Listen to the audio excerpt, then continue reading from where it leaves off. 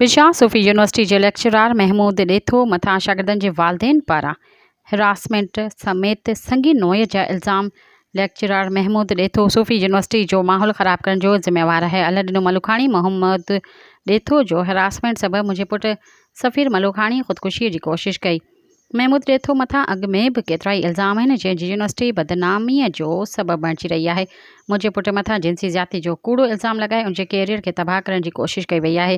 मुंहिंजे पुटु मथां लॻायल समूरा इल्ज़ाम बेबुनियाद आहिनि। महमूद ॾेथो खे सूफ़ी यूनिवर्सिटी मां निकाले ॾिनी वञे। यूनिवर्सिटी जे VC ऐं रजिस्ट्रार खे मुसलसल केतिरनि ई ॾींहंनि खां शिकायत करण बावजूदि उन्हनि तरफ़ां का बि कार्रवाई न कई वई आहे।